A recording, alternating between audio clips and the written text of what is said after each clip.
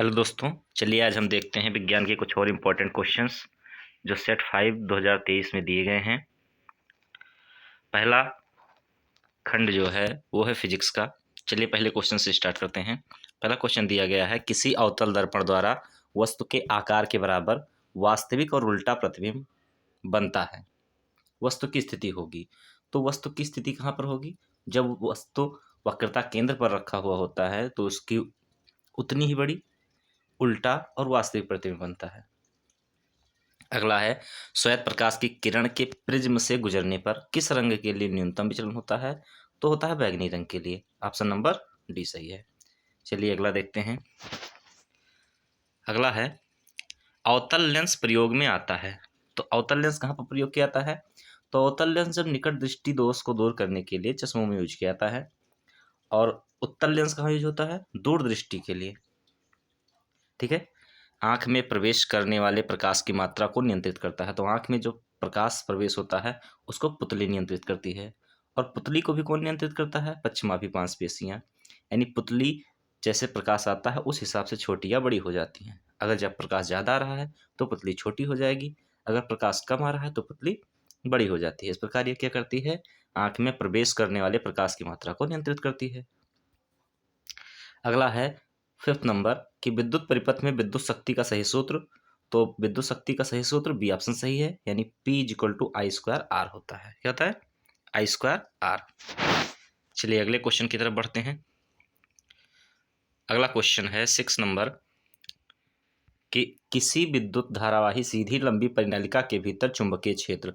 तो किसी भी लंबी सीधी परिनालिका के भीतर चुंबकीय क्षेत्र होता है सभी बिंदुओं पर क्या होता है? समान होता है, यानी बी ऑप्शन सही है। अगला क्वेश्चन देखते हैं 7 नंबर, भारत में प्रत्यावर्ती धारा आपूर्ति की आवृत्ति कितनी है?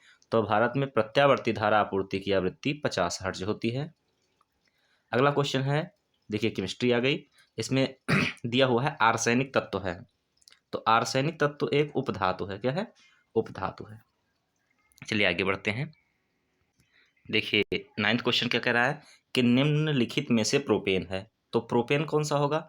प्रोपेन के लिए कितने कार्बन होने चाहिए? देखिए मेथ, एथ और प्रोप, यानी कार्बन की संख्या कितनी होनी चाहिए? 3 होनी चाहिए। तो देखिए इसमें सिर्फ कार्बन 3 है, बाकी सब में कार्बनों की संख्या ज़्यादा है। तो प्रोपेन कौन सा है? First answer.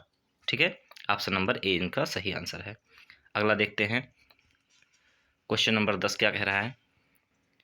कह रहा है कि निम्नलिखित अभिक्रिया किस प्रकार की है? तो यहाँ पर हम देख सकते हैं कि जो एल्युमिनियम है, एल्युमिनियम ने आयरन को क्या कर दिया है? विस्थापित कर दिया है। इसलिए कौन सी अभिक्रिया होगी? विस्थापन अभिक्रिया होगी, यानी एल्यूमिनियम आयरन के प्लेस पर आ गया है। देखिए Al2O3 बन गया है, इसलिए कौन सी अभिक्रिया है? विस्थापन अभिक्रिया है। अगला क्वेश्चन देखते हैं, आधुनिक आवर्त सारणी में दाहिनी ओर बढ़ने पर क्या होता है? तो ये हमको बताना है। तो इसका ऑप्शन नंबर ए होगा कि प्रमाण त्रिज्या तथा धात्विक प्रकृति घटती है। क्योंकि जैसे जैसे हम दाएं साइड में बढ़ते जाते हैं तो धातु से अधातु की तरफ चढ़ते हैं, क्योंकि आगे जैसे सोडियम है तो पीछे जैसे दाएं साइड में जाते जाएंगे तो देखिए क्लोरीन, क्लोरीन, ब्रोमीन, आयोडीन ये मिलता रहता है, तो अधातुएं हैं। और सोडियम ये सब क्या है? धातुएं हैं। तो अगर हम बाएं से दाएं साइड में चलेंगे तो धात्विक प्रकृति क्या होती है? घटती है। और प्रमाण त्रिज्या भी घटती है, क्योंकि प्रमाण त्रिज्या आवर्त में नीचे जाने पर बढ़ती है। तो ऑप्शन ए इसका सही आंसर है। अगला क्वेश्चन देखते हैं। 12 नंबर क्वेश्चन दिया हुआ है कि कॉलम ए में दिए गए रासायनिक पदार्थों का सुमेलन कॉलम बी में दिए गए से कीजिए। तो एसिटिक एसिड मतलब सिरका निर्माण में। कहाँ पर? सिरका निर्माण में। एथेनॉल का यूज कहाँ होता है? स्पिरिट बनाने में। क्या बनाने में? स्पिरिट बनाने में। कास्टिक सोडा का यूज साबुन बनाने में। और अपमार्जक का यूज कपड़े साफ करने में। यानी कि ऑप्शन नंबर डी देखिए सही है। ए का 3, बी का 2, सी का 1 और डी का 4। चलिए आगे बढ़ते हैं। अगला क्वेश्चन है कि 25 डिग्री ताप पर शुद्ध जल का पीएच मान कितना होता है? तो होता है 7। कितना होता है? 7 होता है। अगला है, प्रकाश संश्लेषण प्रक्रम के दौरान क्या नहीं संश्लेषित होता? तो है ऑक्सीजन। क्या नहीं? ऑक्सीजन, क्योंकि ऑक्सीजन का यूज नहीं होता, बाकी सारी चीज़ों का यूज हो सकता है, जैसे कार्बन डाइऑक्साइड, जल, ग्लूकोज। ऑक्सीजन का संश्लेषण नहीं होता। ऑक्सीजन प्रकाश संश्लेषण के बाद बनती है। पित्त का संश्लेषण होता है तो पित्त यकृत से निकलता है। कहाँ से? यकृत से निकलता है, यानी ऑप्शन नंबर सी इसका सही आंसर है। चलिए आगे बढ़ेंगे। अगला क्वेश्चन है कि मानव हृदय में कोष्ठों की संख्या होती है, तो मानव हृदय में 4 कोष्ठ होते हैं, 2 अनिल और 2 निलय। 17 है पुनरुद्भवन होता है, तो पुनरुद्भवन किसमें होता है? तो होता है हाइड्रा और प्लेनेरिया दोनों में होता है, यानी ऑप्शन नंबर डी इसका सही आंसर है।